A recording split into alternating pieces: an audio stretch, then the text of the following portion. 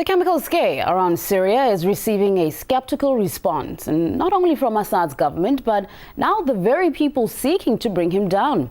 A senior rebel official has dismissed Washington's reports that Assad was arming chemical warheads, saying it was all part of a media game. But, as RT's Guyan and Chichikan reports, even fabricated allegations can prove deadly. U.S. officials said intelligence agencies have detected that Assad's government has been preparing its chemical weapons stockpiles for possible use. The Obama administration's message to Syria: the U.S. is ready to act. If you make the tragic mistake of using these weapons, there will be consequences, and you will be held accountable. There will be consequences. There will be consequences. We have sent an unmistakable message that this would cross a red line. Next, how does America the media quickly picked up on the alarming news of the Syrian government's alleged plans, citing secret intelligence.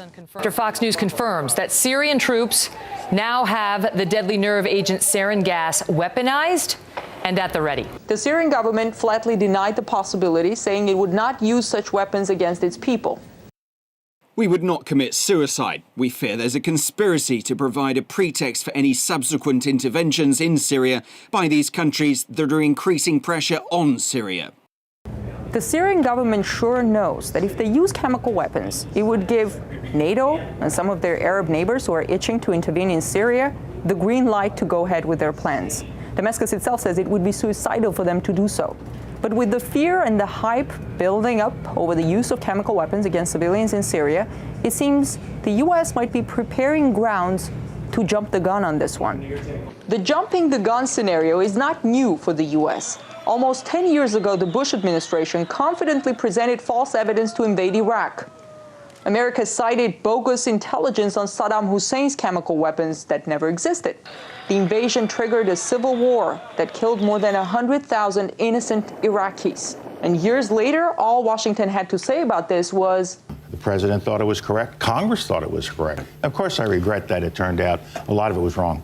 In the run-up to the Iraq invasion, the U.S. media was instrumental in selling the case to the public. The Congress never had any proof ever presented, ever, of weapons of mass destruction. It all came from Tony Blair to the Cheney and Bush and Condoleezza Rice. Now that the U.S. has drawn a red line on Syria, it has made it clear it's ready to take action. But how?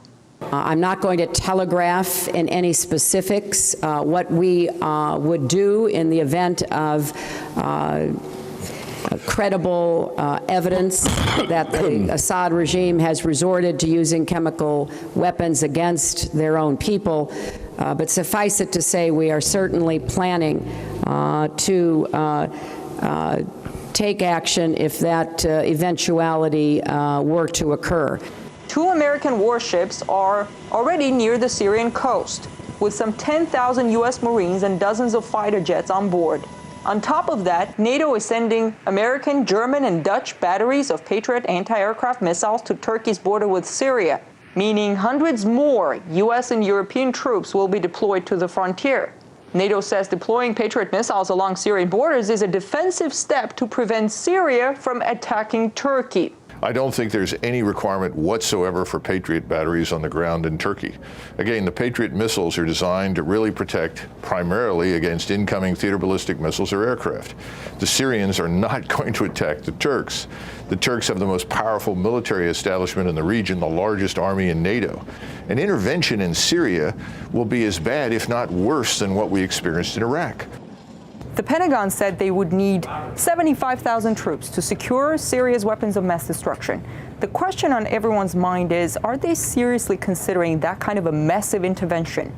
Because that could mean another Iraq coming soon, an invasion that could be followed by years of bloody civil war. In Washington, I'm Ganesh Chekan.